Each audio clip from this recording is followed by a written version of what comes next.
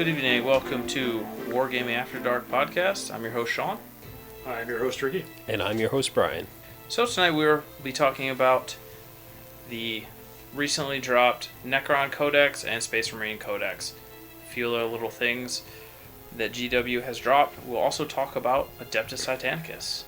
Yes. On episode 5, Mark II.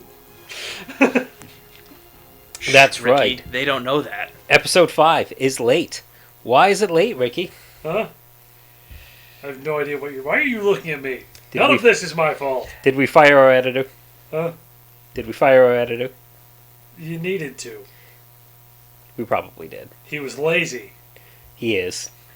Some days, he doesn't even put real pants on. He's in my house without real pants on. Sick bastard. Did you check him for underwear? I'm not that brave. I did think about going and forcing him to dress. So, tangent, before we even get started. Forcing him into a dress? Is it for the Patreon? For the Patreon. One LVO I went to, we went to Mario Batali's restaurant in Vegas, and we had a friend that only wore shorts, and I literally watched the maitre d' put pants on this man so he could sit in the restaurant. It was expensive and delicious, but not worth the money. And not worth pants. Not worth pants. He was so mad. I would be mad if some place was like, you need to put pants on. I'm like, did you wash that? How many people have worn this tonight? He was a big guy, and I was just impressed they had a size. Hey, it's Vegas. Who knows? Who knows? All right. I would have just gone down the street to McDonald's.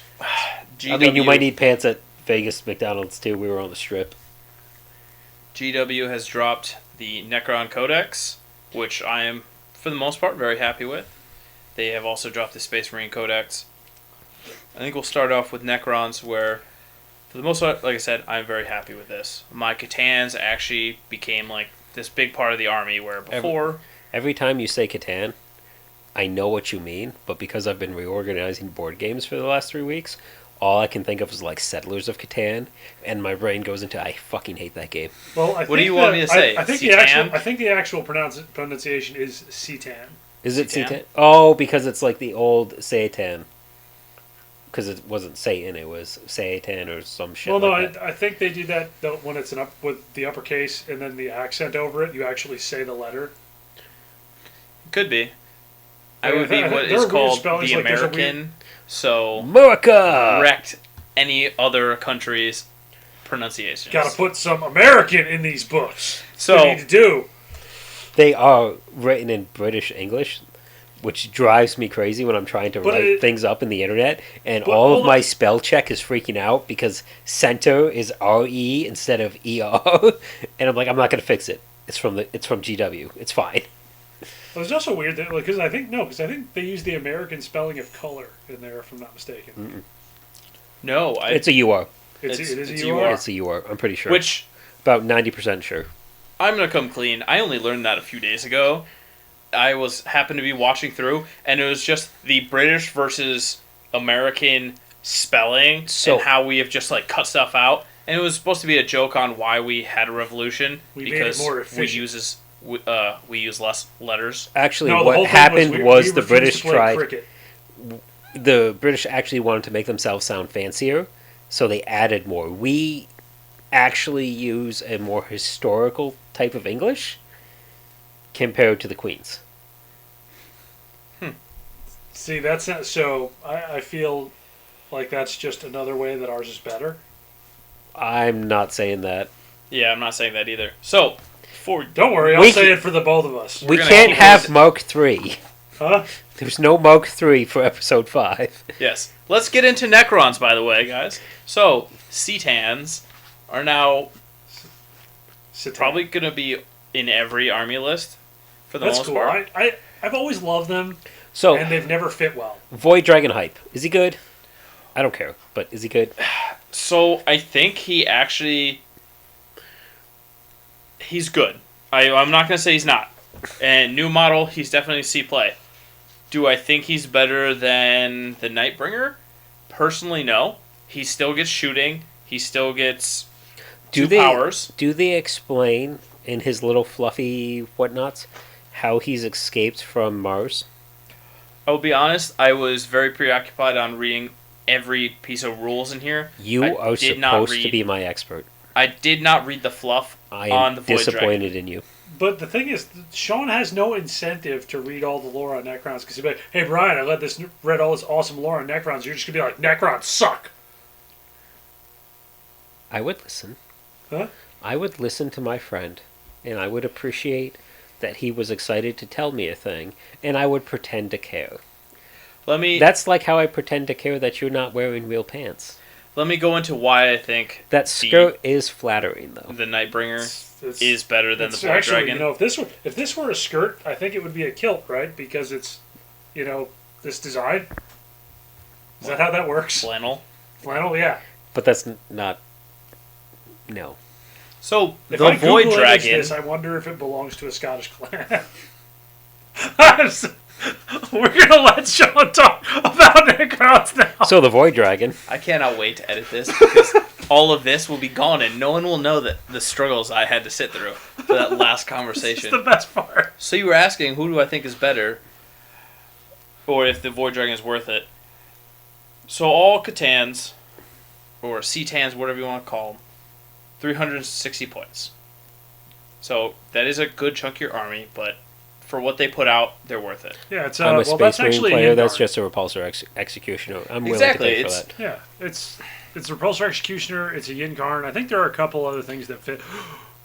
Well, we'll let you finish this because it's a Necron related thing. And I'll stop. All of them have 3 role. Well, let's go with the 3 named ones because the one that wasn't named, the Transcendent, is going to sit and hide or collect dust. Probably for most of the 9. Is he most not good? You're not going to be bringing more than 2 because they're 360, and he is less. He's not as good as the other 3. So they all have Necrodermis, Enslaved Star Gods, and Reality Unravels. So it's 3 different things, which are, first one, 4-up invuln, and they can't lose more than 3 wounds per phase. The Enslaved by Star Gods is your basic, can't take a relic, can't be a warlord, and cannot benefit from Lookout Sir. Because they are characters. And then the last one is a special exploding rule. And then each of them have their own specialty rules from there. So, the Nightbringer.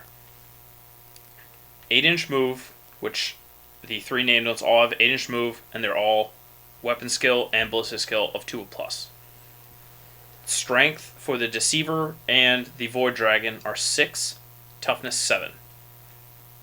9 wounds, 5 attacks, leadership 10, save for the Deceiver is a 4, save for the Void Dragon is a 3. Here's why the Nightbringer, I think, outshines. Because it is strength 7, toughness 7, 9 wounds, 6 attacks, and then a 4-up save. You're going to be taking the invulnerable save. Yes, the Void Dragon has a 3-up, but I think... is the Void Dragon's a 3-up invulnerable, or is it a 3-up? No, 3-up, just base save. So it's a 3-up, 4-up. Okay, yeah, I totally agree with you. It's really not going to matter, but you're going to have plus 1 to strength and plus 1 attack, and the attack is key. So it has 2 different profiles. Before attacking, you must select which profile. First one is the Reaping Sweep, which is a strength user, AP 3, 1 damage. Each time this attack is made with this profile, make 2 attacks instead of 1. So its first weapon, if you choose it, has 12 attacks. 12 attacks, Ren 3, 1 damage each. So that is when it needs to not be shot at, and it runs into a small unit. Yeah. Then you have your other one, the Entropic Blow. It is times 2. So your strength 14, Rend 4, D6 damage. Each time this attack is made with this profile, invulnerable saving throws cannot be made against that attack. So, does it matter? You have 6 attacks, strength 14, rend 4, and no invulnerable saves. So it's gonna one shot. As long as the dice are with you and you can roll probably 4 out of the 6 attacks, you're going to hit on a 2. Almost everything you're going to wound on a 2. And then it's just if you can roll decent damage on your d6. So it's going to be able to hit a rhino and destroy it. It's going to be able to hit a brand new gladiator tank. Yes. What's the invulnerable save on the transport for the Primaris? The Impulsor? They don't have. Oh, the Impulsor is a 4+. 4+. So that loses its save as well. Let me double check. Just to make 100% Phenol pains sure. and apothecaries are how you deal with that. Yeah. Like Death Guard are just going to laugh. Yes. Death Guard will. But Death Guard are going to fall to Gauss. Or Tesla, rather. Yeah. Tesla is built to murder Death Guard. Now, so that was just the Nightbringer. The Nightbringer's old gaze has been turned into a Catan power. But they get 2 powers. Even the named ones? Do you get to select or is it set? You get to select, but if you have multiple... How they change it up is they don't make you roll for the die. You can roll, and then if you get duplicates, you can use them. For not on the same one, but if you have multiple Ctans or Catans, you can have multiple powers. But if you don't and choose to pick, which everyone's going to do, you just have to spread the love, basically.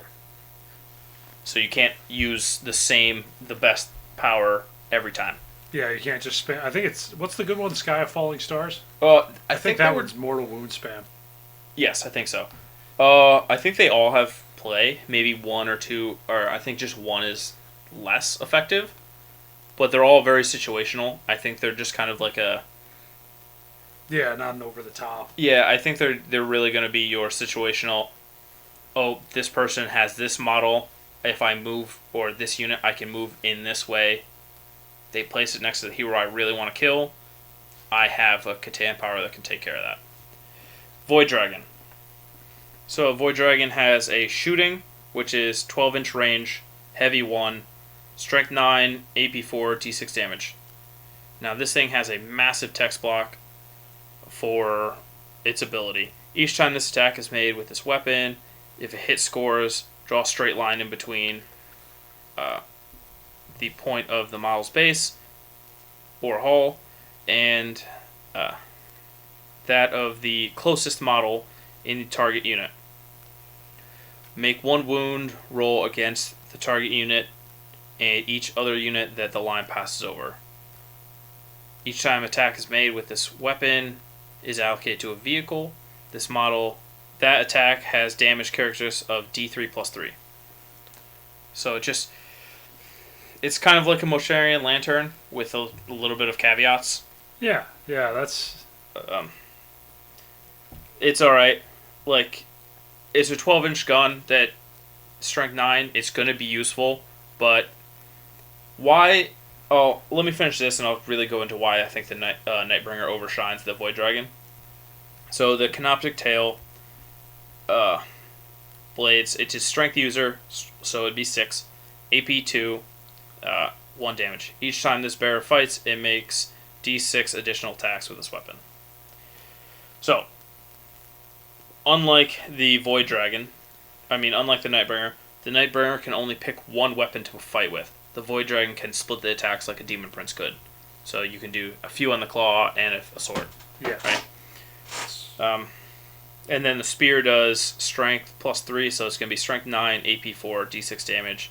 And then it does the same thing it did before for the vehicle. So if it's hitting a vehicle, it does D3 plus 3. So it's a little bit better off for the D6, right? But why? And then, yes, it has another special thing for if it attacks vehicles on a 2+, it can regain wounds. So that's the Void Dragon. Does the Void Dragon do anything positive for Necron vehicles? No, none of... well, the Deceiver can move stuff around, but nothing, as far as I can see, does anything special for plussing our vehicles. why I think the Nightbringer is better is because you are going to be able to hide it more. It is not a massive model. It is maybe a Gilliman size or Abaddon on a 40 mil base. Yeah, but he's spindly though. Like you could, most. He's very thin. He's like he's not like a piece of paper, but he's pretty close. You put him sideways, you might be able to hide. If you angle him towards your opponent's gun line and you put like his scythe behind him, the scythe becomes the widest piece of his profile. Yeah, you can almost hide him behind it. Well, the Deceiver's pretty spindly too. He's not the biggest guy in the world. No, the Deceiver but the Deceiver is not a combat beast.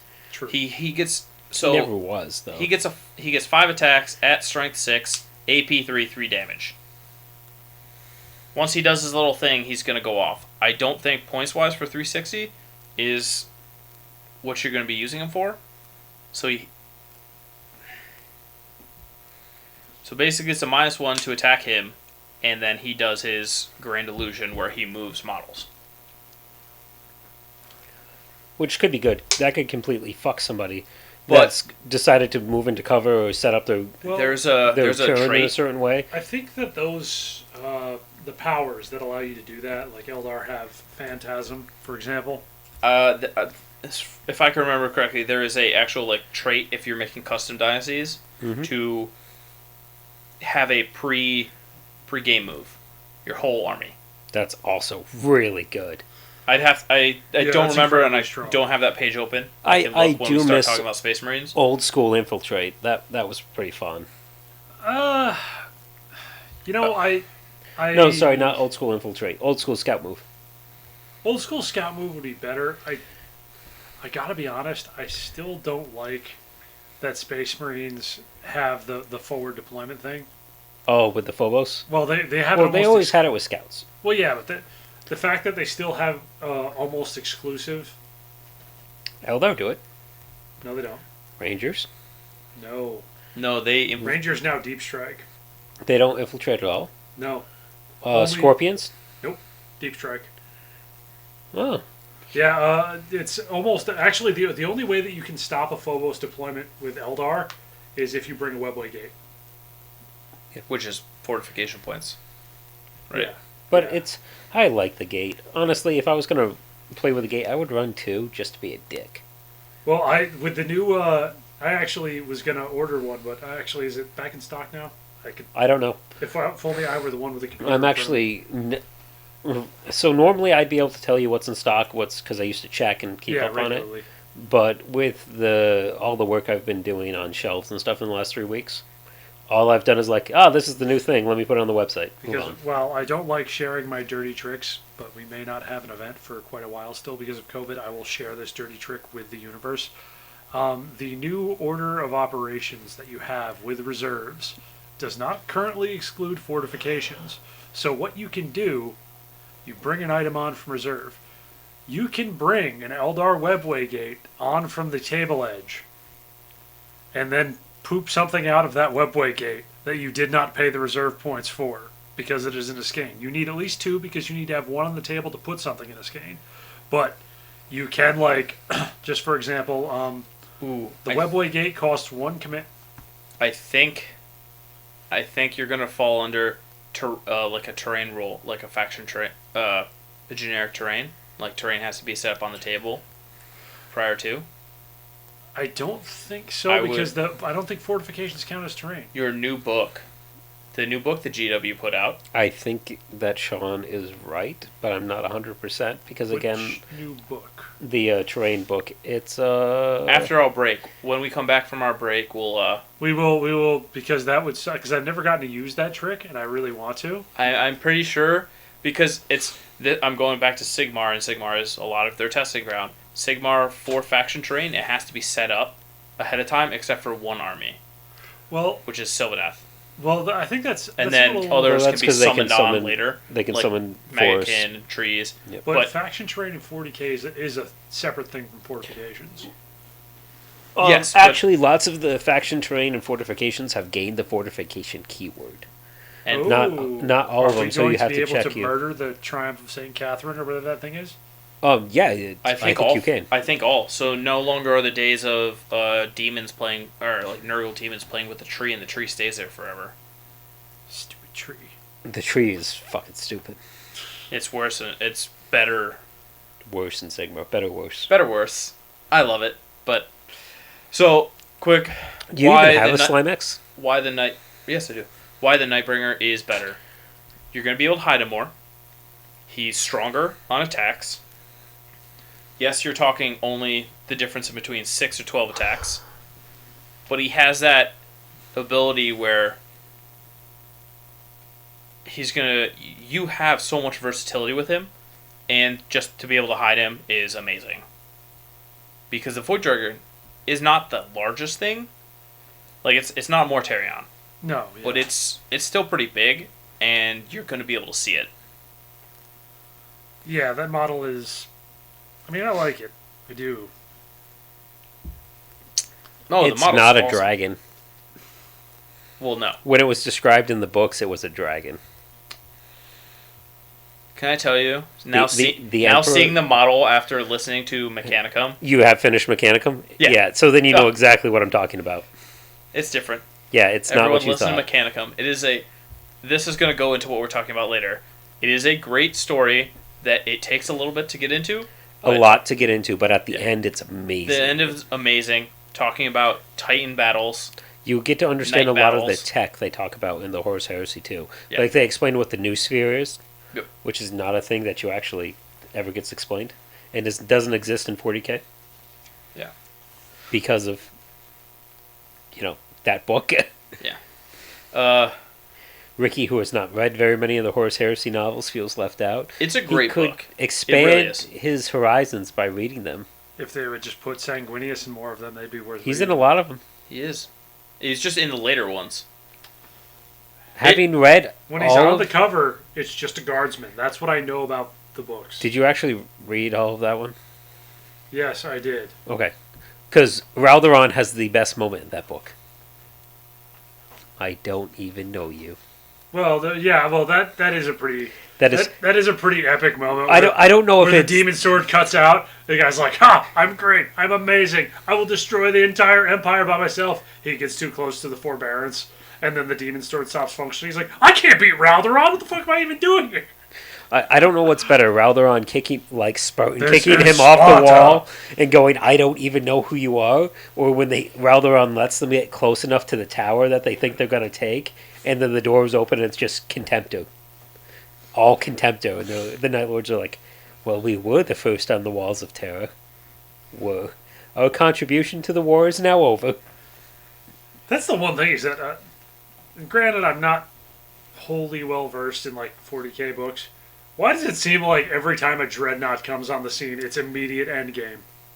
Because unlike on the table, dreadnoughts are supposed to be, or Yeah. in the lore, crazy powerful. Also, generally, if it's I don't know, Tweedledee and Tweedledum are pretty good. My Death Company dreadnoughts. so, if the dreadnought is used for narrative effect, it's just beastly and ridiculous. If the dreadnought is a single dreadnought that's used to oppose a single particular character, it will still be terrifyingly deadly, but that character will get lucky and kill the dreadnought. Yes. Unless it's Bjorn against Magnus. That went poorly.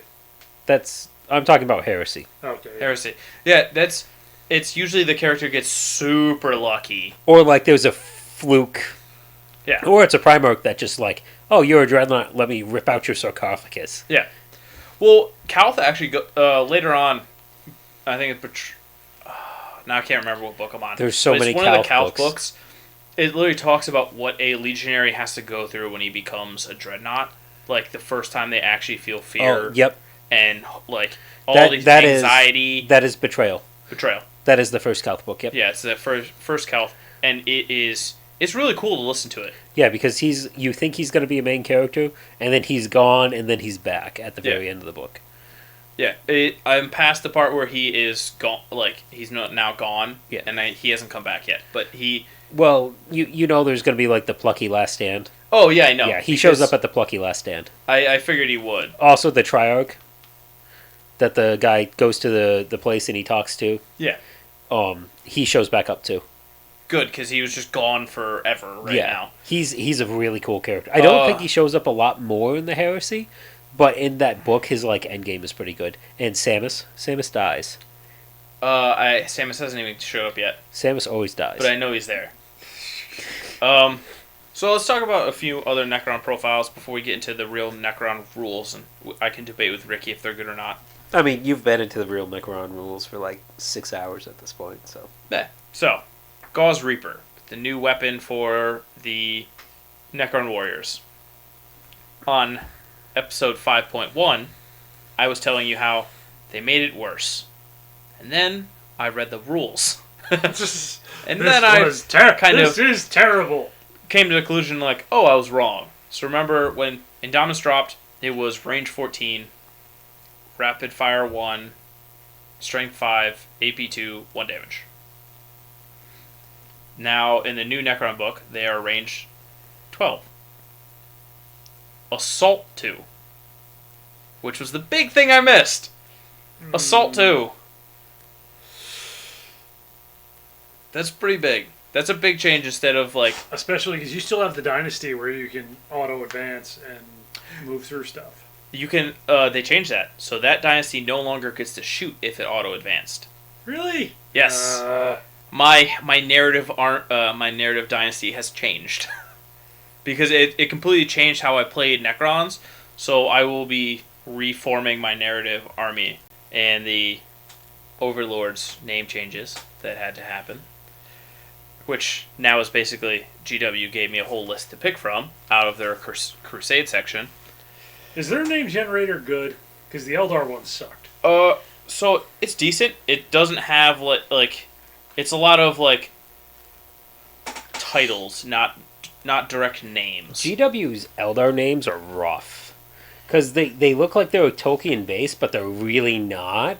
Well, I think what they did is they basically took the Tolkien names and they just cut all of them in half without any respect for where the half actually fell in terms of phonemes. Yep. Yeah, because I've tried to do it too when I was designing my Eldar because I was thinking about doing a campaign, and I literally just was like, nope, we're done. So basically, you have two different tables, and it's Breaker of the Catan, stuff like that. So it's not different Imhotep or something like that. It's generic. It's more like titles. Yeah, it's more like titles, like Destroyer of the Swarm, Reaper of Dorm System, Eye of the Triarch, stuff like that. Cool. Which, what I'll do is I'll take the Kill Team book and take this book and just reference. Because they also had a small half-page when I generator. Made the ridiculous spreadsheet for my Dark Angels, I actually had somebody at some point thought it was appropriate to get me a Kabbalistic angel encyclopedia. So it's just all of the hundreds of different Kabbalist angel names with little summaries, and that's what I went through. Because it still has that little bit of a Hebrew vibe, which a lot of the Dark Angels names are. And it worked. So if you look outside the box, you can find some pretty good stuff. Speaking of that, we'll get into some High Gothic names when we talk about Titanicus. Oh my god. I found a website, and like I said, we'll get to it later. It's interesting what they did on that website. But the dynasties. So now the dynasties have changed. They basically have 2 bullet points. That says this faction does this, and then there's another one that has 2 rules basically for every faction. So the GW specific armies have the third part where at a certain command protocol you get both directives instead of one.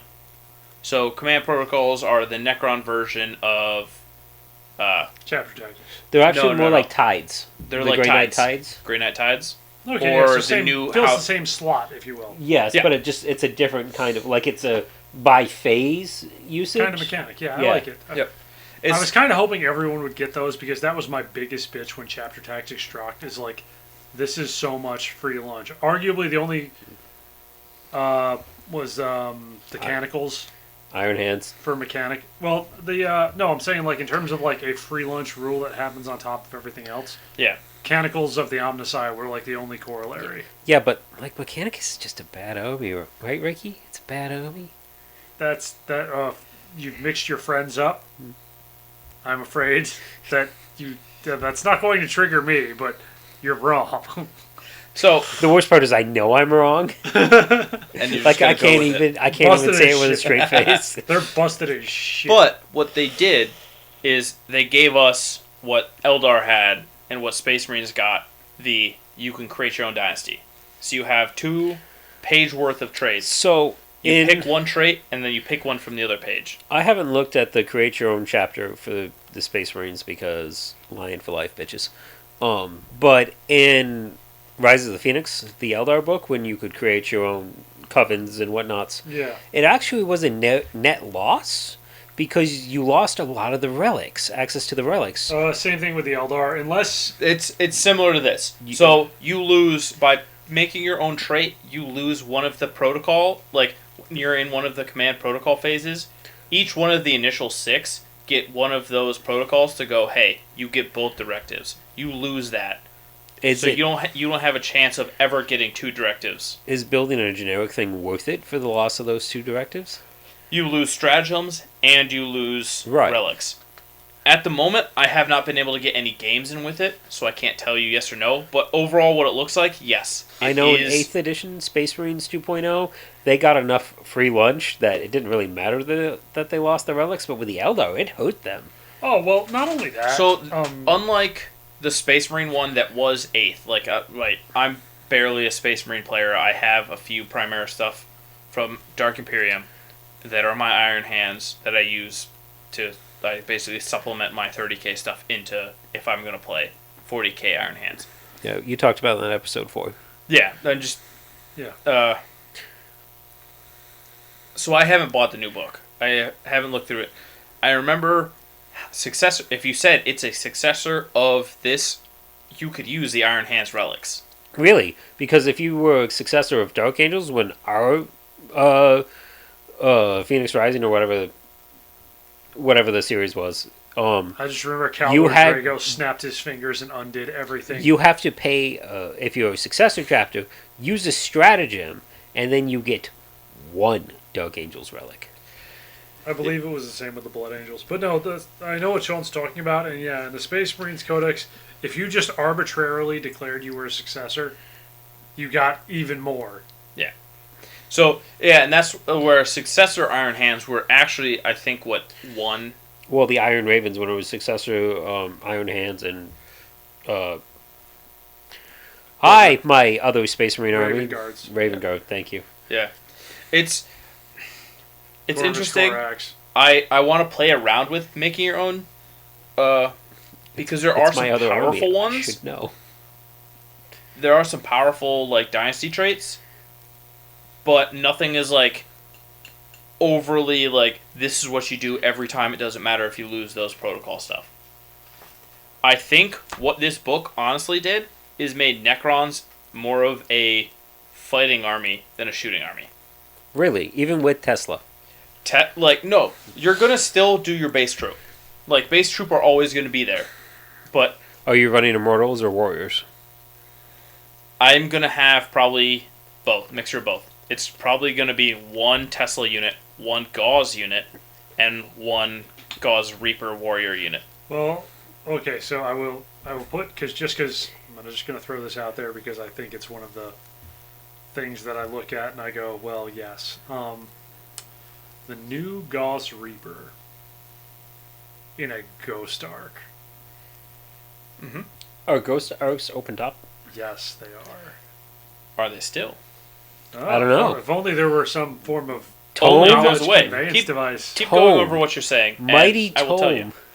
Yeah, well, the first thing I thought when Sean read the new profile from the Indomitus box drop was oh my god, Ghost Arcs. Because if you could... Also, 2 Ghost Arcs reanimate warriors. So you get double reanimation protocols. Or at least you always did. No. They are no longer... No open top rule like Harlequins. Quantum shielding, command protocols, living metal, repair, barrage, and then explodes. What Hovering. is barrage? In the command phase, you can select one friendly Necron warrior unit within 6. If you do so, it's their repair stuff, I think. Because then it goes, if you do so, up to D3 destroyed models from that unit reanimates. Okay, so you can't do gunboating. Because they used to give a +1 to reanimate, but now they give a separate phase. Yes. I was going to say, I don't think that's the thing. I think you're going to... You will probably still see a Ghost Arc, because they're not bad. They still have shooting. They're still transport. I think it's going to be more of your night sights. Yeah, night sights were always it. But here's why. I think that they may not be 100% fighting army, but it's not going to be your Why night sights? Why night sights? Yeah. Because you can drop they can plop down a unit of up to 20, I think. It's not like Deep Strike, it's from like a different dimension. It's transport. Yeah, basically. But if it dies, I think you can spend. I'd have to look, but what it did in 8th, you spend a stratagem, and you can just pop them out so they don't just The only vanish. good thing is, with the rules written currently how they are, the one thing you can't do with the Night Scythe is just appear the Night Scythe on the table with reserve rules and then drop your guys. Are you sure? I'm pretty sure, because I think you have to disembark or transport at the start, and reserves happen at the end. Or not at the start, but you have to during the movement phase, and then reserves are... That might be what a stratagem does, but yeah. Okay, yeah, then that would be pretty scary if you could just be like, and they appear! So here's why I think you're going to be fighting. A lot of the new stuff, you're probably not going to see a hex mark on the table. You're probably not going to see the reanimator, because, like I said, I don't think reanimation protocols are as good as they used to be. But I'll go into that in a second, because Ricky is biting his tongue trying not to yell at me right now. So, a bunch of stuff got extra attacks. Lich Guard have 3 attacks. So, your war scythes on the Lich Guard, so without the shields, are now 2 damage, AP 4. Now, but you're still going to probably bring them with the invuln save, because the shields.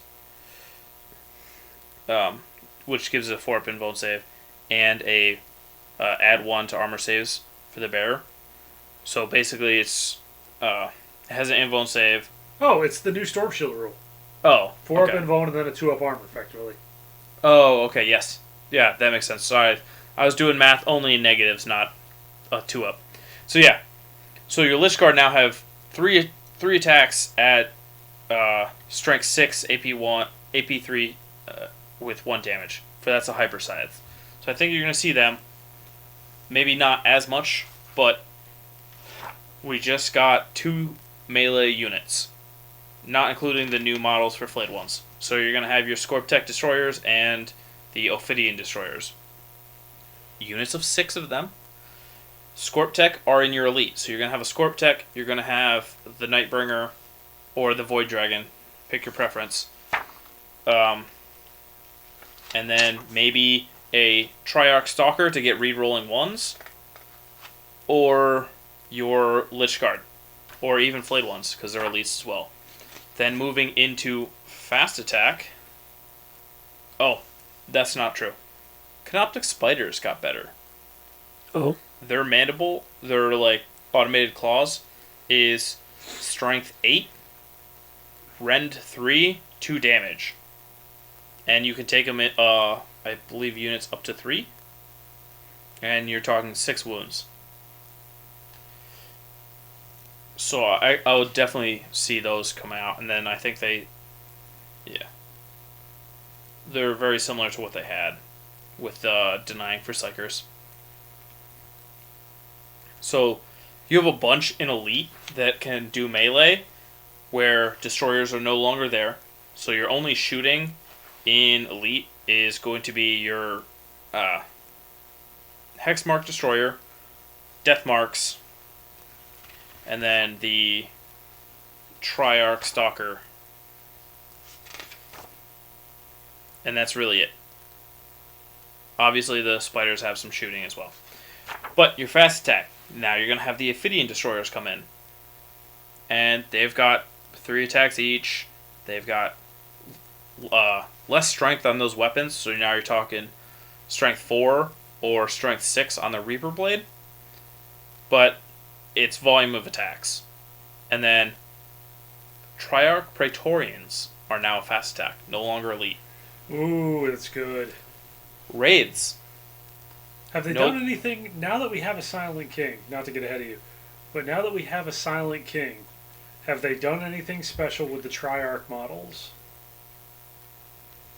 I just believe he gives them, he might give bonus to them. That's it.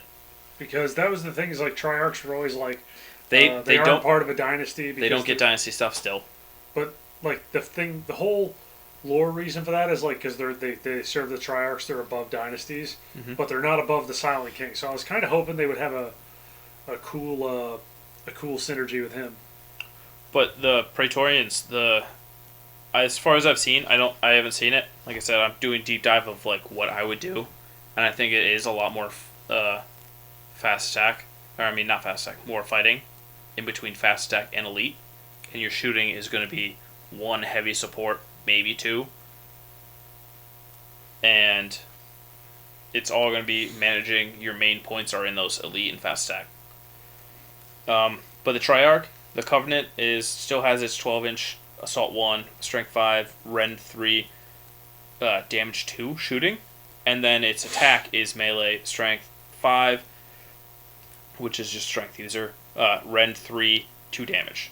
So both their shooting and attack is 2 damage each on those. Then the Canoptic Wraiths, they lost, they were 3-ups, now it's a 4-up on weapon skill, but the volume of attacks that they're going to put out, so their basic claws are going to be strength 6, rend 2, 2 damage.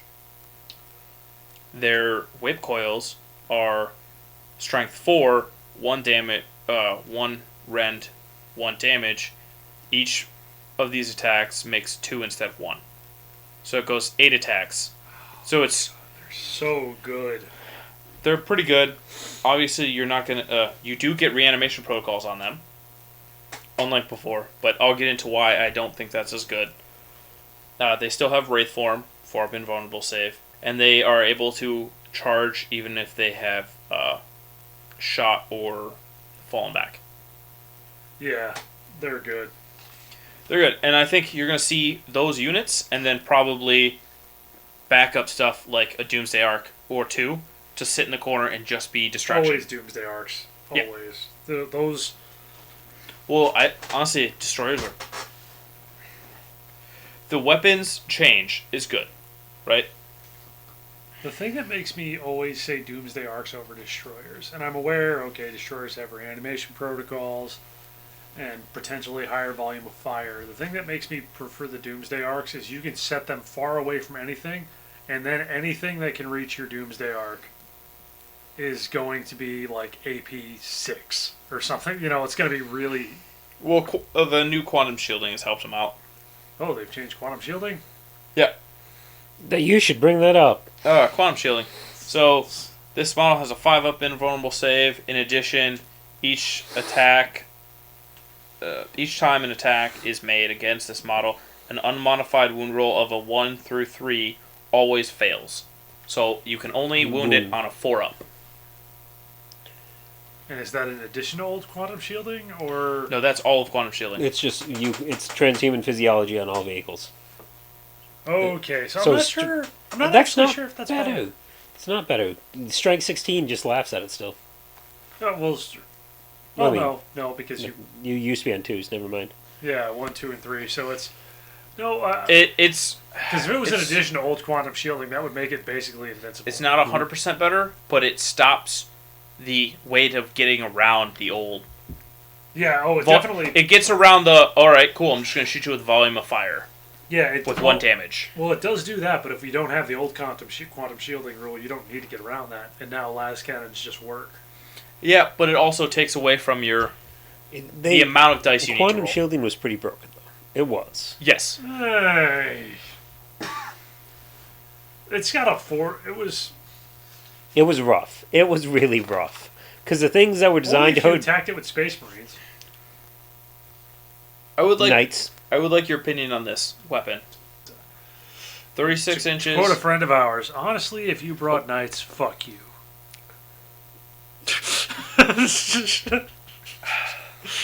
So I want your opinion. I feel like Ricky. I'm under attack. Ricky, I want your opinion on this weapon. Did you know that Sean has a bunch of knights too? I have a full knight list. 36 inches, heavy, 3d3, strength Never 7. ran it though. You know why? He has a soul. AP1. 1 damage blast. Sorry, what was that? So 36 inches, heavy 3d3, strength 7, AP1, 1 damage blast. Or, which one would you take? Or 24 inches, heavy 3, d6, strength 6, ren 3, d3 damage. The first one. Almost always the first one. The second profile I read to you was the old loadout for destroyers. The new one is one of the new parts of the kit. Why I bring that up, do you ask? GW pricing. Controversial topic, and I wanted to bring it up only to tell you folks so you know. Only because I know I'm going to have to do this at some point and buy them. So the old Necron, you could buy 2 boxes of 3 for $100. Now they only sell, at the moment of this podcast, they only sell 1 model for $35. Times 6 to get a full unit. Are they selling regular destroyers right now? Yeah, they're still selling the old ones because it's still a weapon option. Oh, you might see a new plastic one eventually, though. What do you mean? The old ones are all plastic. A new box one that looks more like the Locos. Locos. Yeah, so Locust. they can always put out a squadron one because now know. they're calling the old one a Necron Destroyer Squadron for a box of 3, and that's at $50. The new one is $35. So if you do the maths on that, that's $200 instead of. It's over $200 compared to the old one. Once again, who cares? We're still going to pay for it anyways. But Sean just needs to get your daily dose of salt in every episode because he's a wine ass. yeah. So Why can't you be happy with new things? I am. I'm actually very happy with it. I have a Silent King that I haven't bought. I have a Monolith that I haven't bought. I have a Void Dragon that I just haven't built yet. You Working have a on it. Caesaris, don't you? The Illuminator? Yeah, Teams- that's Azaris. Psychic Awakening. Cryptex aren't as good. Hot takes. They're not. They're really not. I never cared for Cryptex anyways. They don't do But their... I don't care for Necrons anyways because they're dumb. Yeah. Alright. So, Ricky, quick. Reanimation protocols. Alright. I think they're bad. Comparatively to the old one. I disagree. Why? Because I believe now you roll a dice for every single wound, correct? So, yes. So I've got... I'm going to go over this because I did this with Brian earlier. I've got 10 warriors. I wasn't paying attention to it. In the first round of shooting, so your first unit of Dire Avengers shoots and kills 5, right? My Dire Avengers accuracy is not nearly that good, but thank you. Yeah, but I've seen you spike 6s, sir. So I don't want to hear it. The amount of time I have never beaten Ricky's It's usually Eldar. when I'm casting To this day. It's usually when I'm casting psychic powers. I spike You beat 2 him of in them. 30k. That's true. I beat him in 30k. But we all knew that when I walked up with what I did, because I was not being nice. Because I didn't know how good his Eldar were or not. So Actually, Alright. I botched that badly. But alright, go with your example. So, immediately after your shooting is done, I roll for those 5 models, right? So I pick up 5 dice, I roll. Our new podcast dice give me 3 5s. I get 3 warriors back, and now sitting at 8. Your next unit of what do you want? Dire Avengers shoots them again. Let's say this time you didn't spike / cheat, and you only killed 2. So now I have 6, but 2 of them are immediately rolling for reanimation. I do not get to roll for anything I've lost prior. So instead, where I used to every turn I'd pick up all dice and roll, I have 6 guys. I'm going to roll for 4. Now you immediately roll, and you only roll for what died. I still... Now, you're worried because multi-wound models. Let's pick up my unit of destroyers.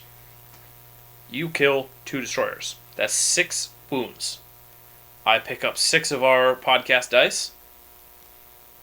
I roll all 6. And I only roll 2 5-ups. I don't get any back. You have to have a full gambit of wounds to bring 1 model back.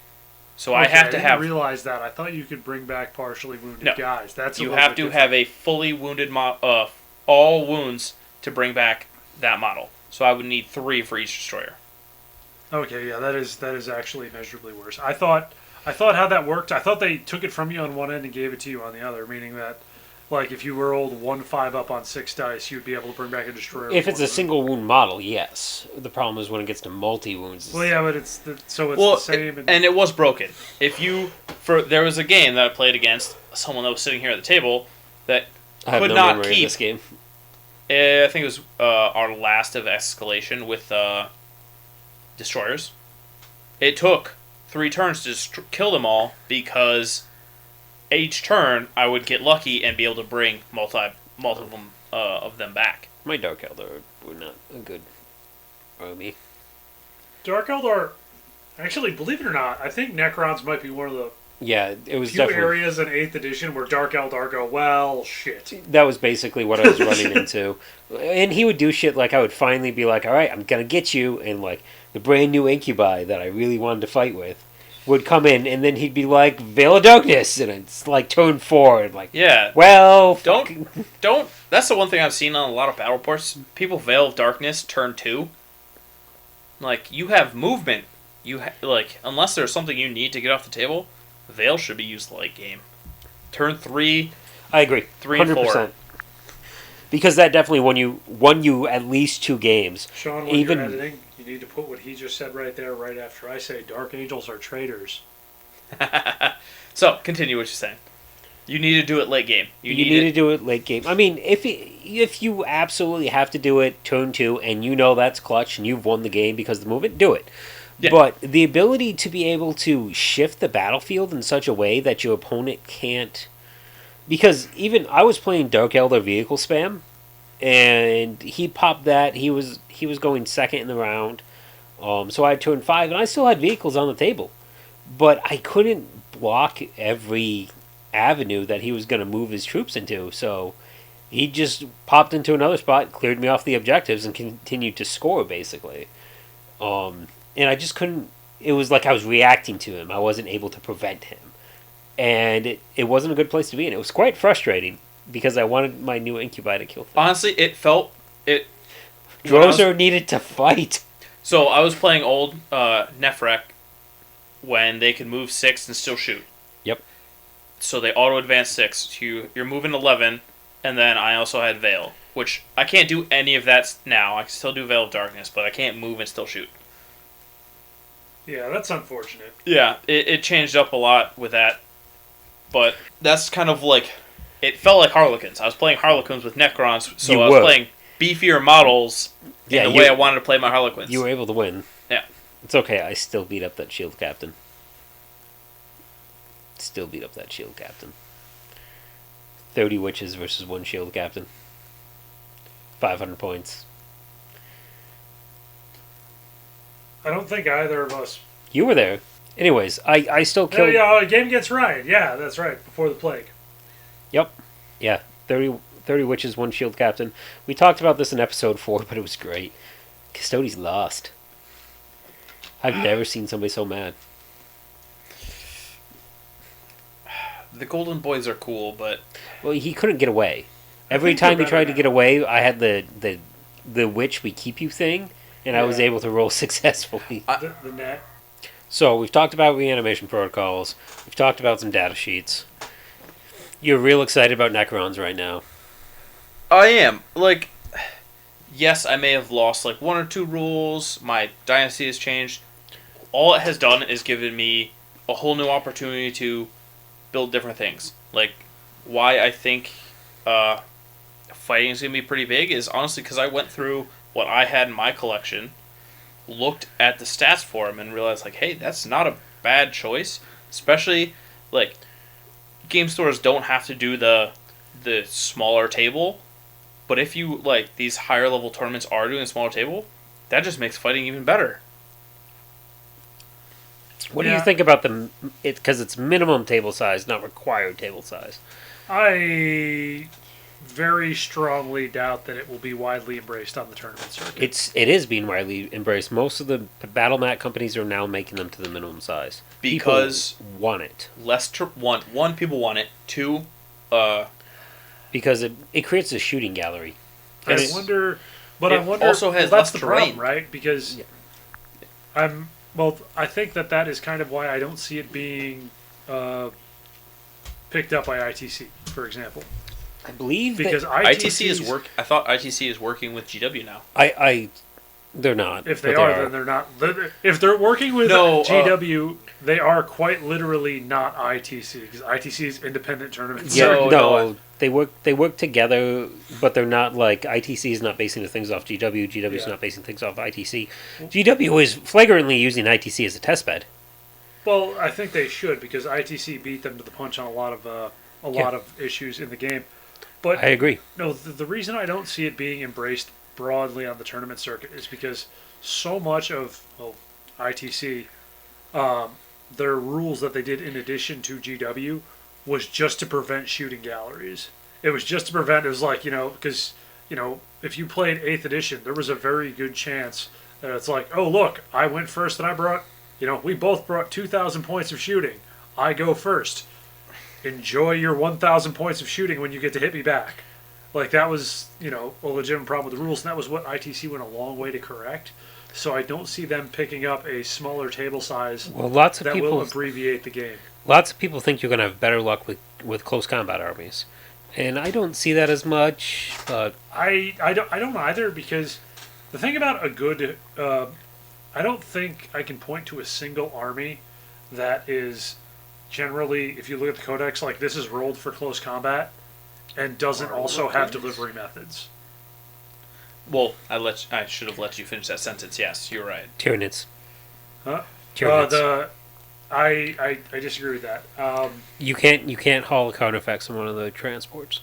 No, you can't. But can you? And I don't think you can haul Tyranid warriors either. No. Well, wait. Doesn't that pod? The pod can drop down and drop the pod does it, and then it can drop the counter effects? effects? I have actually watched Battle Report where they did it. Okay. And then where the road meets the road for close combat with Tyranids is Gene Stealers, the Tyranid first generation, whatever, the Tyranid Gene Stealers. Yep. They're by far the best close combat unit for the points, and you can bring a horde of them in with the Trigon. Yep, I've seen it. And also, if you wanted to run close combat Tyrannifexes, for 10 points, I believe it's still 10 points, you make them -1 to hit. They're T8. They have a 3-up armor with the -1 to hit. It's very, very strong. I think they're 130 points each, too. It's dirt cheap. So you can spam 8. Yeah. Cool. They're... Okay. Yeah, and if you're the close combat ones, you just advance them the first turn. And because they don't lose combat ability too, that's the other thing about the Carnifexes. Yeah. Oh no, they don't lose anything because they're 8 wounds. I mean, I'm sticking by 4x6 because I just bought mats. That's what we'll be playing at our local store. Yeah, I just bought a mat too. Yeah, all of us have the 4x8. 4x6. 4x6. 4x6. 4x8 would be a massive mat. Oh my god! It'd also be hard to have a piece table. Of plywood, which is why it's in here. Everything is 4x8, except that fold-up table that Still's not here. Do you want me to go back and get it? Not today. Not today. We're just gonna pick on you until it shows up here. Dude, you didn't even manage to get pants on. Huh? So these are a sort of pants. Another reason is because we also play other games that use it. Legion, we still need a 6x4. I know you can. 6x3. It's 6x3, but you need. Yeah, I bought a 6x3 mat. Yeah, but a smaller mat would not help you in that way. Sure. Yeah. That's what I'm saying. Or an I play Sigmar, or if we play Adeptus Titanicus at a full, massive scale game where we want a 6x4 table. Adeptus Titanicus makes me happy. Terrain to hide Syndrawling behind while you play. Before we get into Titanicus, let's talk about Space Marines quick. It's a good book. It's a good book. It's got lots of new things in it. Cool, Adeptus Titanicus. Space Marines are Space Marines, and they have Space Marine all over Space Marine. So That's what I see. Space Marines right now are very good. I'm not going to sit here and read off rules to you like Sean did because I don't have the patience for that, and neither do you. We just did. Also, just assume it's better than anything you have as a Xeno player, and you'll be right. I'm pretty happy with my Raven Guard.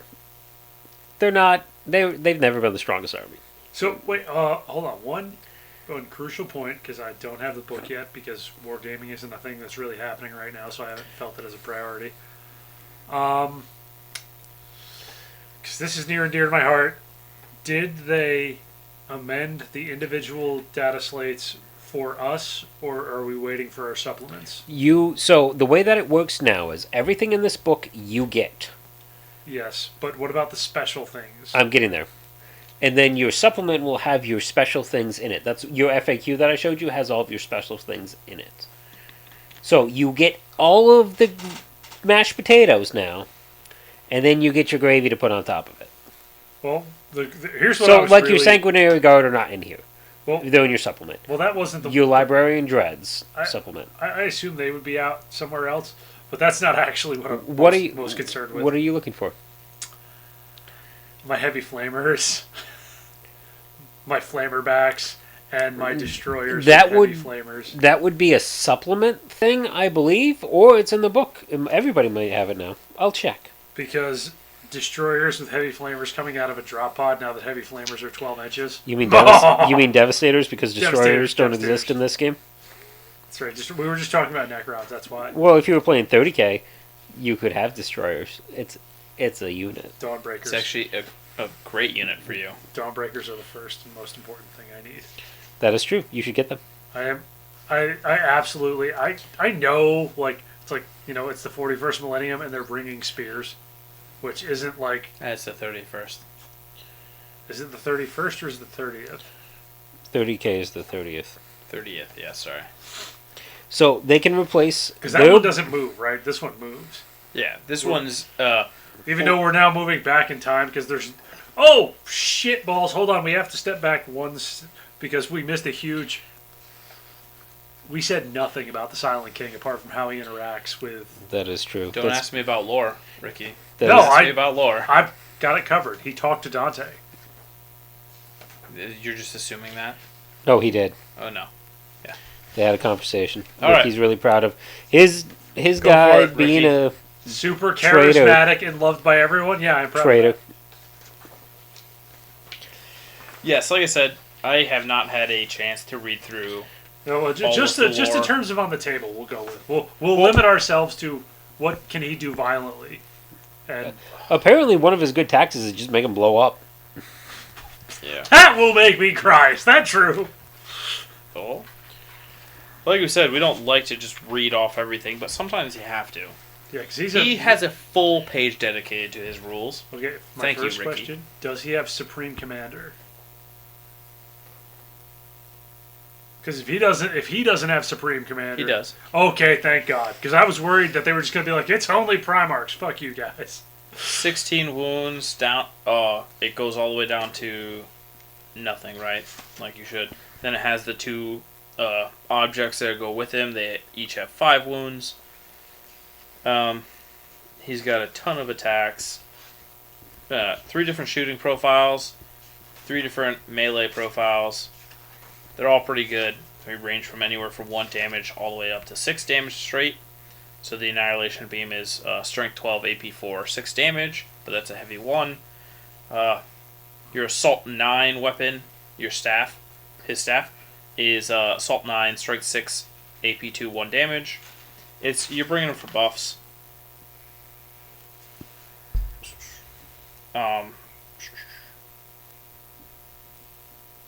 So he can do My Will Be Done twice, as he should. Like I said, we do not have enough time in the podcast to get through everything if I read this entire dash sheet. He does a lot. So are you excited about him? I'm excited that he exists. I am more excited about... The problem is, I have a vault already that I want to play on the table. That's $550. I believe Silent King is 500. Then I also have the Void Dragon and the Nightbringer. Okay, so he's spoiled by choice. Yeah. I'm spoiled by choice. And I'd rather there now... are other Harlequin players right now, Sean, who are just like, oh, poor you. My Harlequin person inside of me is going, hey, screw you, guy. Yeah. I just have too many awesome options. I have too many awesome options. Other than like this, I'm like Harlequins. I'm like, what am I buying today? Oh, yeah, a bike squad. Bike squad. Oh, troops. Oh, there's a bike troop skirt ball. He's awesome.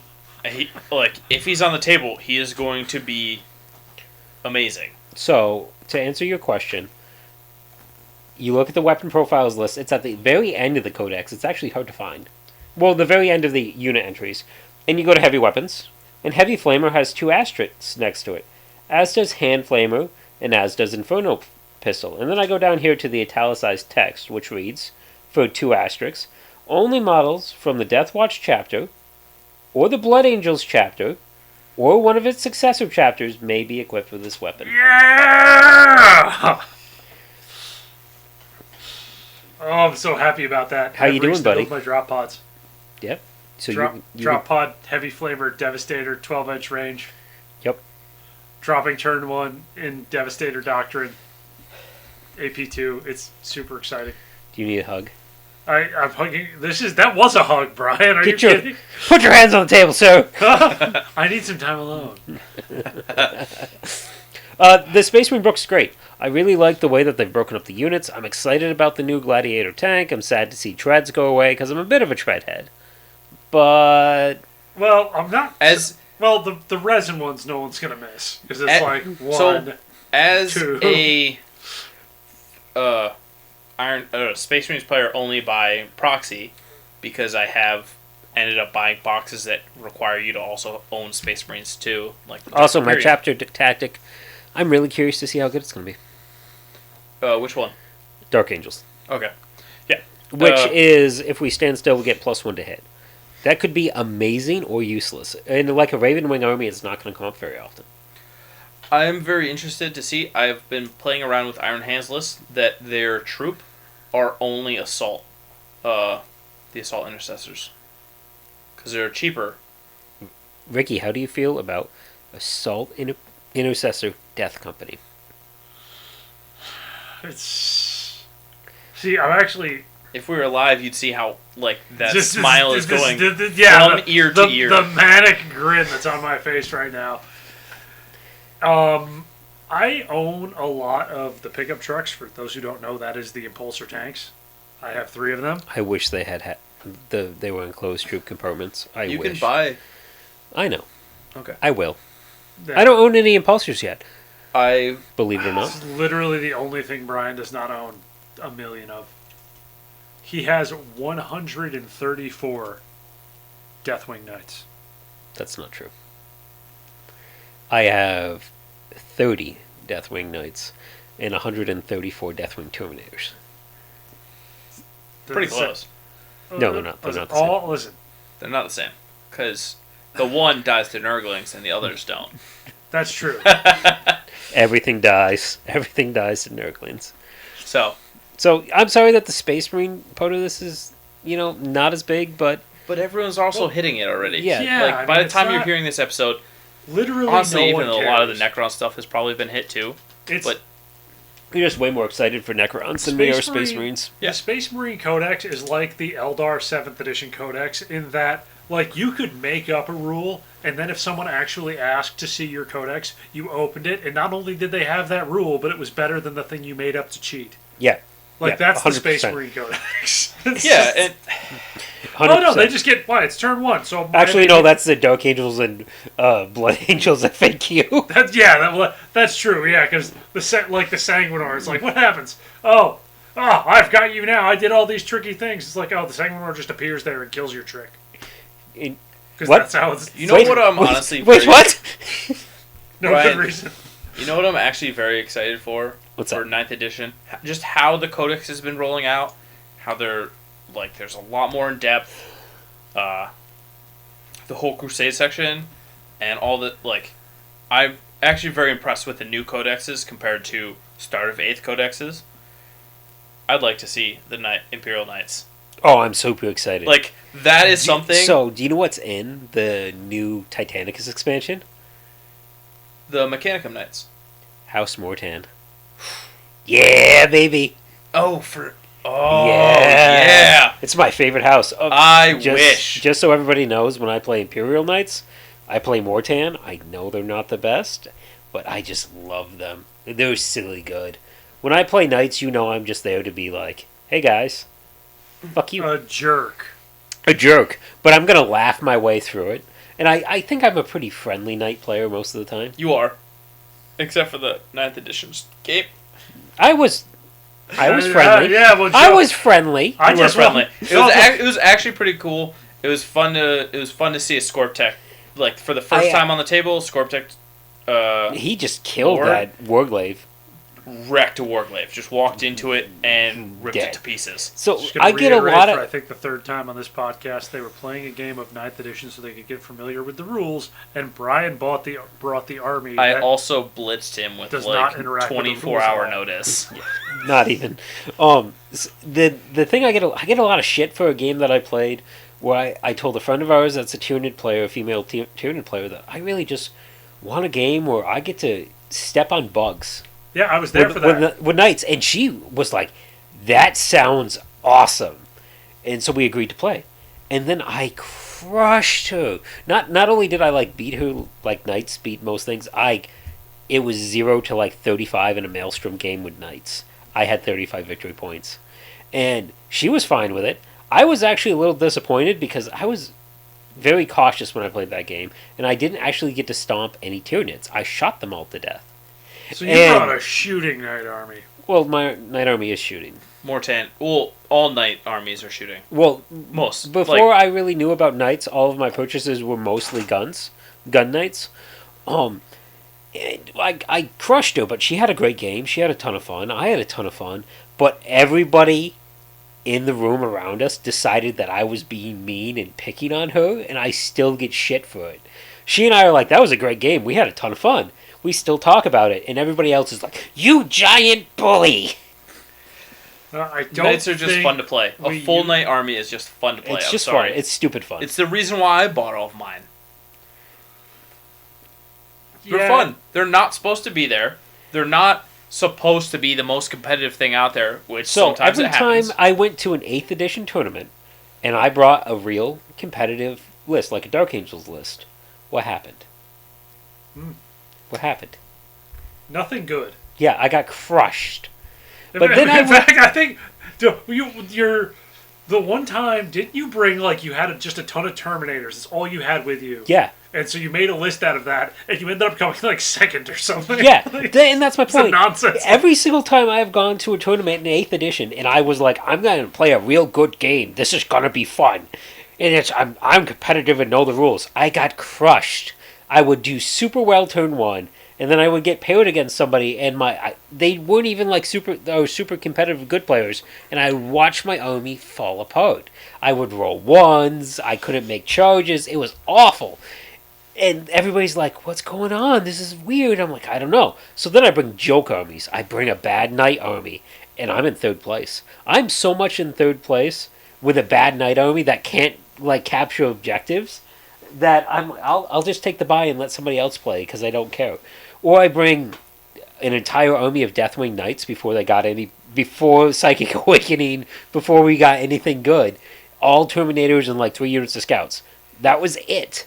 And I'm in 2nd place. Not only am I in 2nd place, I only lose 1st place because I failed 3 charges in my last game. That's it. It was ridiculous. And then I would lose those highly competitive games and play the next Thursday with Sean. How did that go for you, Sean, when I needed redemption from a tournament? Pretty bad for me, but I can't say I didn't have fun. Did you know none of our friends cared that they were giving you a bad game on Thursday? I'd be in the tournament. I'm like, well, now I just have to like prove to myself I still know how to play the game. And they were just like, yeah, fuck Sean. Yeah. Oh well. It's like they were. Yeah. There's only one game that I actually didn't enjoy that we played, and it wasn't of anything you did. What Wait, game It was was that? solely Were you playing your Harlequins at the time? no. I'm wondering which game that was. It was Death Guard. Really? Death Guard versus Black Legion. Oh, that was not fun. It was a very cringy, like, I had, and I'm not blaming this on dice. Like, this was not like one of my Harlequins. I blame the dice because for some reason I only roll I don't. low numbers. My It just didn't go well. my Black Legion army is not fun to play a lot of the times, and it's not fun to play against. It's not particularly good. I don't It's know- just really annoying. Yeah, I don't know if you didn't have fun, but I know I was running into the fact that I couldn't move fast. We rolled a bad mission where we lengthwise on the board, and And you were popping my transport, so I couldn't get to you. And that's like the joke of my Black Legion army, by the way, is angry soccer moms. It's all chainsword wielding regular Chaos Space Marines and Rhinos. That's it. yeah, and basically what I do is I pop a It's Land an Raider army of or a Karens. Rhino, and then it would jump out, and then your one heavy weapon unit in the army would just pick off what it needed to for Yep. troops. And it was basically, you moved up to the center, stayed on your objectives, and it was Maelstrom, too.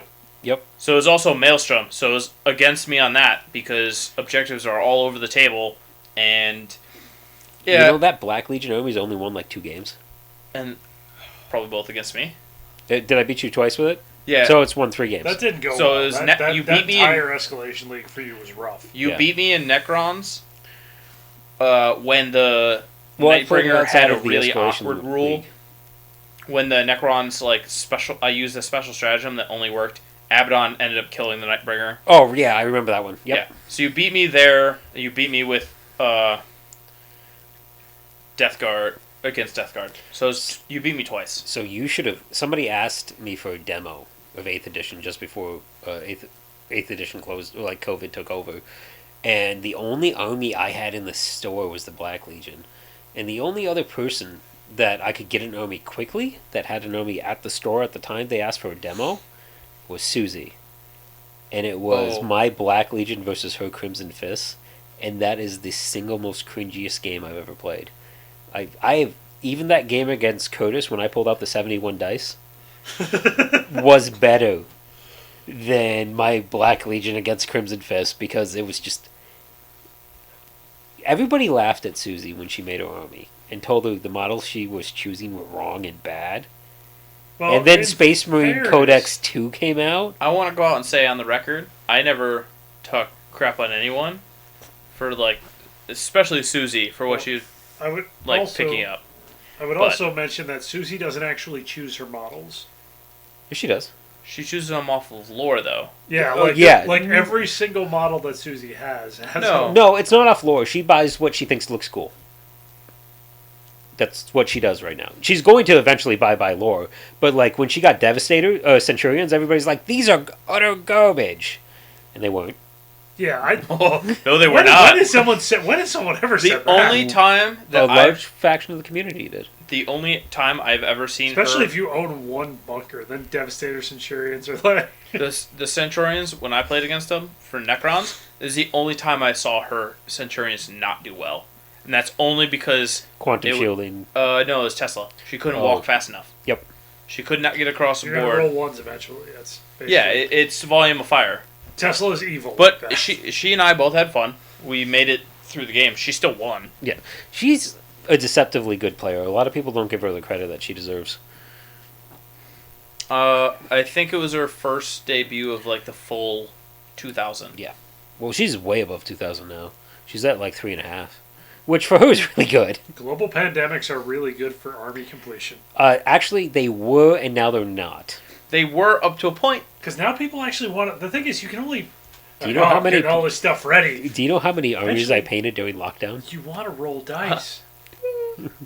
Fully painted, like Flames of War, Eldar, finished my Dark Eldar, finished 90% of my Chaos, my Sigmar Chaos, Slaves to Darkness, all of my my original batch run of Titanicus, an Infinity Army.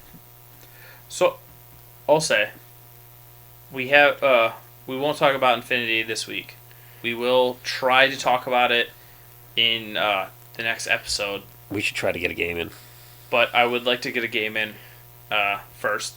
Great, I have to go grab that table topper.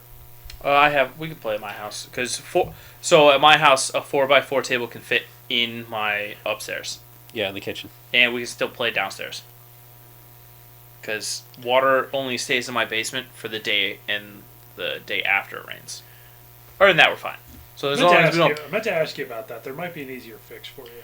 I would have to look at the outside. But anyways, we'll try to get an Infinity game in. We'll try and get an Infinity game in so we can actually talk about it and not just like read through the rules, because that is a big book of rules to read through. Yep. It is not like a 40K codex where it's your rules are only the last 30 pages. So we're not going to talk about Infinity today, but what did you and I do last week? Was it last week or the week before? I want to go out on a record and say, everyone, if you have the time and you can have a friend pick up Adeptus Titanicus, you should. It is a very fun game where you and your buddy can stay involved in the game the entire time. I agree. There's one GW offering at the moment that I might like a little bit more, but Titanicus is the most fun I've had playing in a while, at least since lockdown, easily. I really like Aeronautica. Aeronautica is like the best dogfighting game I've ever played. That's because he hasn't played me since lockdown. Like I said, I will get in Aeronautica as soon as Eldar comes out. I beat you. Dark Eldar versus Eldar. After you played against Sean for 7 hours, you and I got right. that. I was dying. Yeah, I murdered you. Like that was not a good game that I had though. We didn't even calculate points. Yeah. It was that was a second game of my yin card totally failed to do yin card things. I've learned how to control the yin card, so he can't do yin card things. Yeah. No, it was that stupid warlock who wouldn't die. Yep. And then the stupid fire dragon who would die, because you can't choose not to attack me. Like that's a thing. It's just for whatever reason the warlock's like 17 4-up saves. I'm like, fuck you, dude, die. Well, I've just gotten pretty good at feeding the yin cone once he pops up. Yeah. You leave a trail of breadcrumbs. So, I told you, Brian, when Aeronautica finally puts out Eldar aircrafts, I will 100% get into this game. I'm sure this one will too. One being Ricky. Yeah. I told you, like, Tau is cool, but I want Eldar flyers. Yeah. Eldar flyers have 100%. always had my attention. I like the Imperial stuff, but because they're cool looking. Well, they look like real fighters. Yeah. They're closer to real fighters. They're supposed to be more agile. I want that dogfight, like you said. Yeah. And you said it's already there, but I'm not an orc player. I'll never be an orc player. Yeah, I have... the only orcs I have is from the starter. Yeah. I haven't bought any extra. I'm not really excited for them. I love the Imperial flyers. Does Susie also play Imperial? Yeah, well, she has... because she likes the historical aspect of it, so she's actually painting hers up like squadrons that are listed in a couple novels. And because the first set was Rin's World, so Crimson Fist, but it's a great game. So, Titanicus. There are a few boxes out there you can find. There's the large $300 one from GW. It's a Warlord and Warlord. And Knights, Terrain. The best one that you can get is the Battle Force box, which is now out of production and hard to find. But that's Warlord, Reaver, 2 Warhounds. Yes.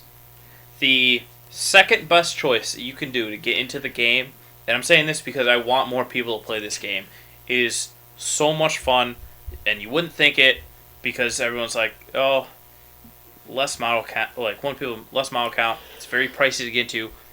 This one way is not, right? It sits at, I think, around 150 to maybe 175 on Amazon. No, this is towards the GW price, and then on Amazon you can find it for 127-ish on the day of recording, and it comes with the updated rules. Yep. The one sprue that has all of your how to play stuff, your ground assets, your template, your small template stuff, template dice. Really nice dice. And then a quick how to play, and then you come with 2 Reavers, 2 Warhounds, and 2 Cerestus Lancers. Yep. If you buy one of those and a Warlord, that is 300, roughly around 325 to 100 to 250 is you're talking about. That is in it completely. You can play your game like that. The thing to worry about with Titanicus, though, that does give you everything, but you need terrain. You can use any terrain you want because the scale of like hives and stuff in 30k is massive. So your 40k terrain can work.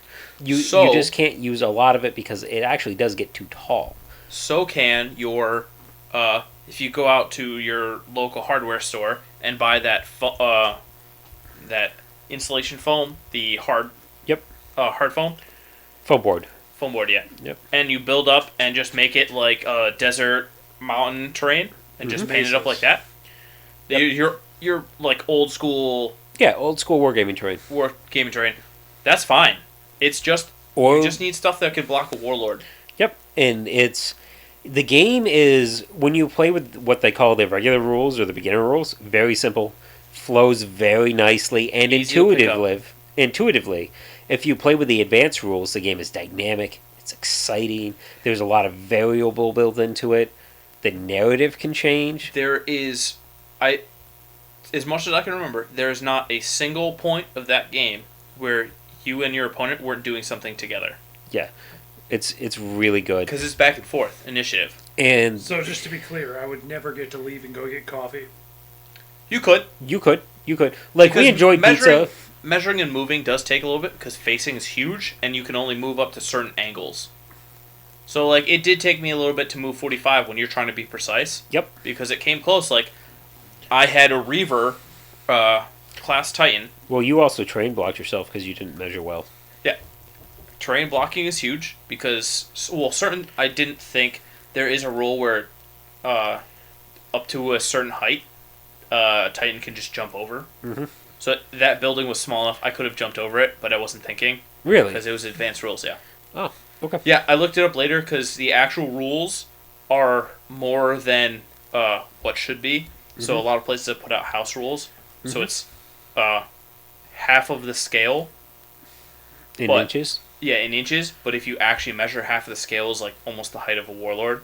So if you go, it's a scale 10, 5 inches up. So they're actually saying what you do is you take half of that. Because no warlord is going to jump over what's in the game of, was it 6mm scale? Yeah, something like that. 5-inch building. Yeah. But it can actually, they can leap over buildings as they're moving. Now, the nice thing... I don't know that they leap over buildings or if they step over. It's because they have enough stride to walk over. Is supposed to be. The other thing that's nice about Titanicus is... It's a slower release schedule. Yes. So right now, if you're playing 9th edition, I'm sure, especially if you're playing Necrons and Space Marines, you are suffering wallet fatigue. Because playing with a lot of primer. Yep. Got a lot of primer on the table. The Titanicus is a little bit slower, and what they're doing with specialist games now, like GW will do the initial runs, so your box sets and your bigger things will come from GW. And then your more bespoke and unique weapon upgrades, that's from Forge World. Yep. So Forge World theoretically can hold on to those bits for longer, and that you can just buy the one weapon rather than having to buy a whole nother Titan. Exactly. So they just put out recently Warhound weapons for a claw that can launch out. Launch the Ursus claws! None of you have read Betrayer. The spear with rope. Yep. It's harpoons. That's how they get a hold of some Eldar ships in Betrayer, and it's not good for the Eldar. And I think someone did a posed. What's the 40k knight with the harpoon? The Valiant class. Valiant. I think it's Valiant. Yeah. Yeah, the Valiant. Someone actually did a posed Valiant, and it fired the harpoon out, and the harpoon was actually sticking through a Storm Raven. It was I've seen one with coolest. It was through the ground, and they put a rhino underneath it, a Chaos Rhino, and it was in the process of ripping it out. But like Titanicus, you could pose the models really well. You can go. There are so many Legion. The warlords are pre-set up for magnets. Yes, and coming from a non-person that a person that does not like magnets. I hate magnets. Yep, I have a fully magnetized warlord. Yep, and was that because of our game? Yep, 100%. So, and the community is really good. So I've bounced a lot of ideas off the community. I'm like trying to figure out what specific magnets you need. And obviously I've shared that with Brian. But like different little things you could do with terrain. The biggest thing you're going to have with purchasing stuff is every so often there's a brand new campaign book that brings new rules, new legios, manipoles, which is basically your 40k battalions. Which could be rough, especially starting out. But right now, if you wanted to just jump in and get all the books, you're paying like $100, maybe $200. Yep. It's not that much right now. You don't need that off the start. What you like I said, that I own all of the books, but I don't need all of them. I'm a big person of support your local store, right? But a lot of these stores, like maybe you don't have a local one, you're listening, and your local store is one of these online distributors. GW has already got their money from them. So if you find it for cheaper, oh well. Yeah, no, I'm not saying. I'm just saying in general. Yeah, like if you wanted to have every single expansion at this point, you're not going to kill yourself to get it. Amazon has a ton right now. Like if you search Adeptus Titanicus, there are a ton of little like stores that sell through Amazon that is selling that's one set that I really highly suggest people get into because they also have the industrial terrain set. Excuse me, the industrial terrain set, which is the best terrain set for Titanicus. Yes. And don't be afraid to use your giant containers for 40k because just think of what a giant Baneblade would need to be dropped down to a city would be. Well, they talk about the Titans being shipped in coffins. Yeah. So like with giant drawbridges, that is literally what they talk about. There's more than one time in Calth where they're trying to cut one of those open. So you can pretty much use whatever terrain you have. What do you think about Titanicus now that you've heard us gush over it for a while? I can tell you right now, I have seen people just buy the free bases themselves, using Reaver, Warhounds, and Warlord rules, and making them off of the Wraith Knight, Wraith Lord, and the different kits. Not the Wraith Knight, sorry. The Wraith Guard. Lord. Yeah, you can do Wraith Lord and Wraith Guard. If you build out. Able to look at Brian's stuff and to see the scale of it. I know that the Wraith Guard might be a weird. They would only be like Warhound size. No, they would. I think they would. Given the scale of what you have here, I think Wraith Guard would be more or less a Wraith Knight. Yes. Right. And then the Wraith Lord, you'd probably Wraith Lord and Wraith Seer. You could probably run as a Revenant or a Phantom. Well, no, Phantom is. Yeah, see, you're probably not going to see official GW Eldar for Titanicus for a while because it is Horus Heresy. Not for quite a while. And it does come up in a couple books where they fight Eldar Titans, but it's not.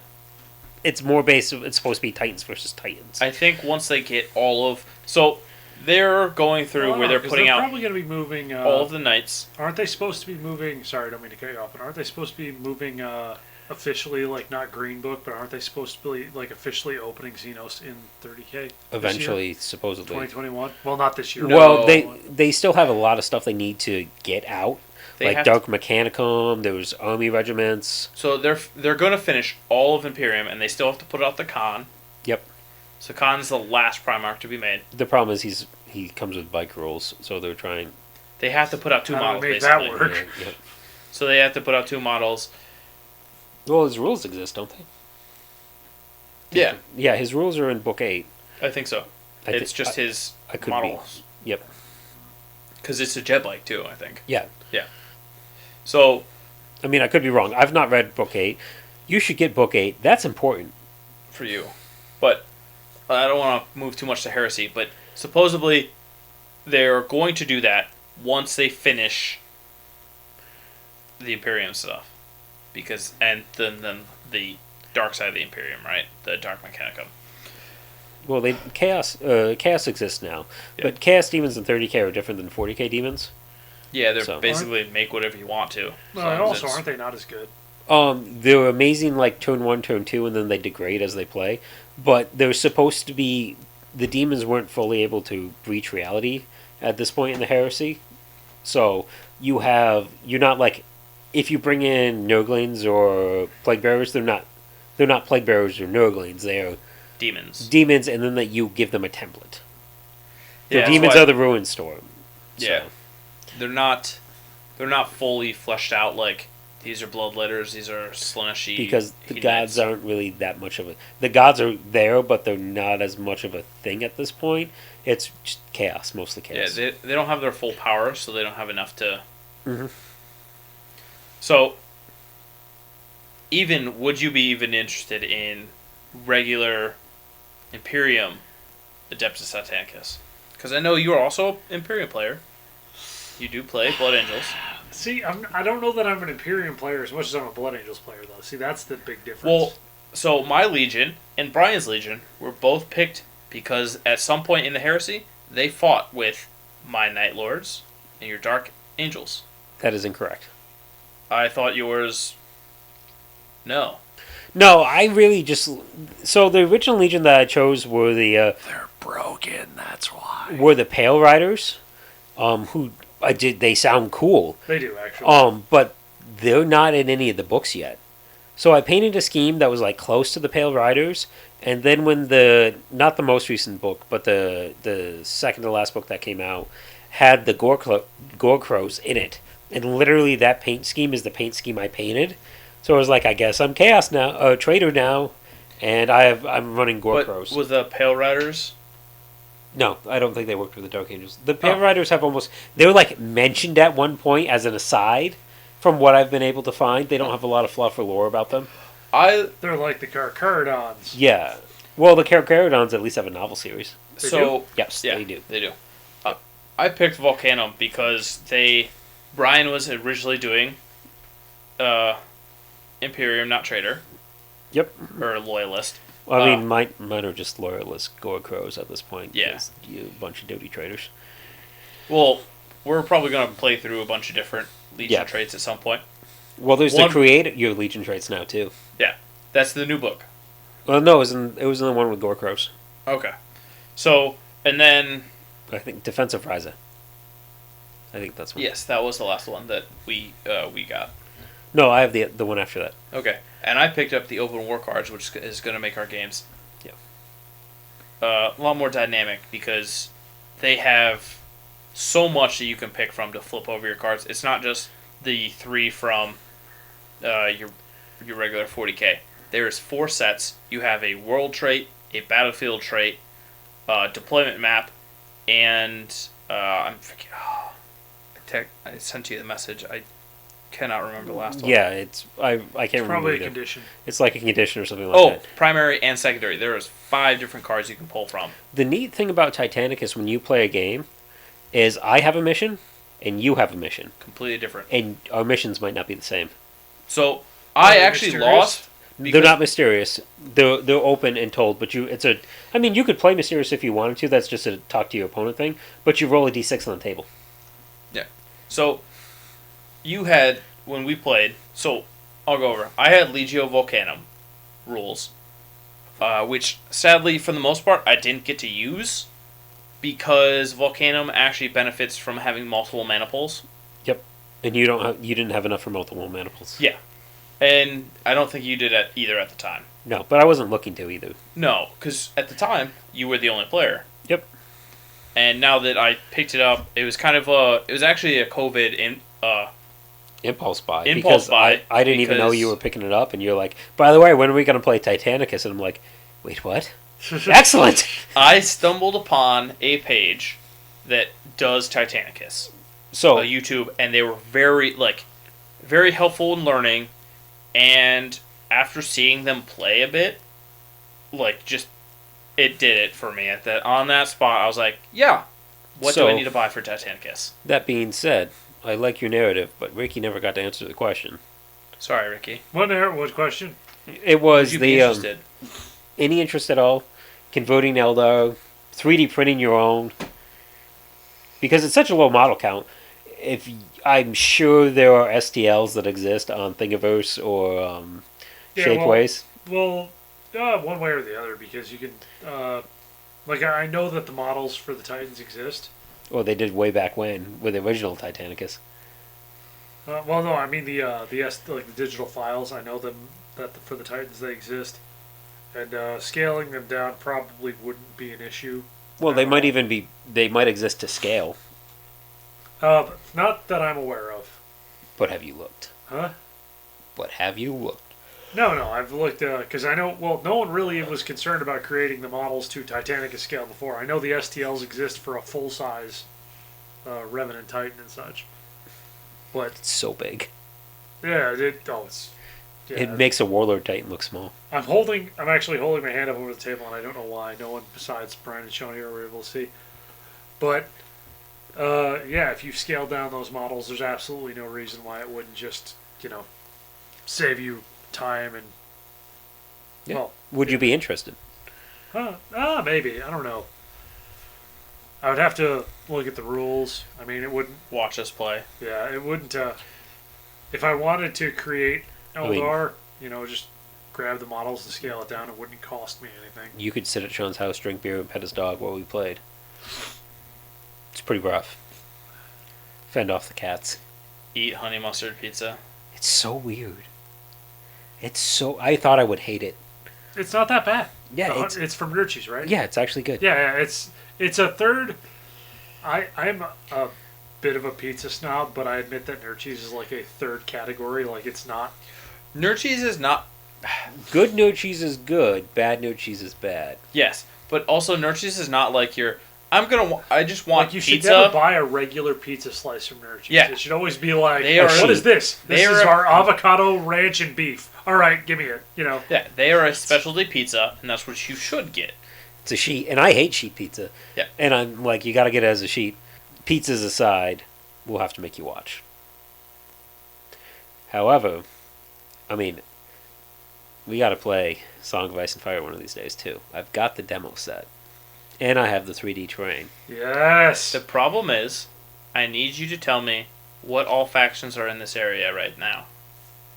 Do you know? I do, actually. Baratheon, Stark. Stark Lannister. Stark Lannisters. That was the first box. So and Night's Watch. Okay. Yeah. I'm leaning towards Stark just because I have this addiction to playing good guys. I'm going to be playing Baratheon, and I'll be playing either. So far, I'm not hearing the one I'm interested in. So. Which the one you're interested in? Free Folk? I'm not telling you yet. Okay. Free Folk. Yeah. 100% Free Folk. Sean is keeping it a secret that he secretly Tormund's dreams of being a giant riding a mammoth. But the I think we're going to close out here for the night, and I think we're going to start doing a tradition at the end of the cast, and I'm going to put Sean and Ricky on the spot. Brian is making up traditions on the spot. Sean, did you talk about this before I arrived? Nope. Fashionably? No, he did not. Nope. So, what project are you working on for Wargaming, Ricky? Actually, no. I did actually just start one. Okay. You probably guessed this already, but that large box of Apocalypse Intercessors I got from the store right before. I think that was literally right before. Yeah, COVID. it was like one of the last purchases. Yeah, I beat you to it by like an hour and 15 minutes. Yep, because I was pissed because I wanted it. Because that was going to be one of my closing projects. I have found an STL, and it is a chainsword, and there is a pistol. So there will be lots and lots of Death Company Intercessors with the Astartes chainswords. Awesome. So I'm going to check in with you at the start of next cast to see how you're doing. Sean? So, if anyone follows me on my Instagram, they just saw me finish up 2 Lancers for the Tempest Titanicus. I have 1 more Reaver in my initial box to build to finish painting, but for 2 weeks from now, I'd really like to work on the 6 Scorptech Destroyers. Cool. I'm going to finish off my my Chaos Knights that I've been working on. Actually, my Chaos Knights start collecting. I'd love to be done with the Knights and move on to the Lord on the Kadrak. I don't know how to say that. Karkadrak. Karkadrak, giant lizard, chaos lizard. Giant lizard that appeared out of nowhere. Yeah, so that's what my plan is. Our listeners, if you actually care, share on our Instagram page, Wargaming After Dark. Post pictures and tell us what you're doing, because we'd love to know. You could also go to search us on Facebook. We have a Facebook page and do the same. And if you're doing well and making lots of progress, you will guilt all of us that follow social media. Yeah. So let us know if you're interested. All right, guys. Have a good night. Bye, everybody. Have a good night.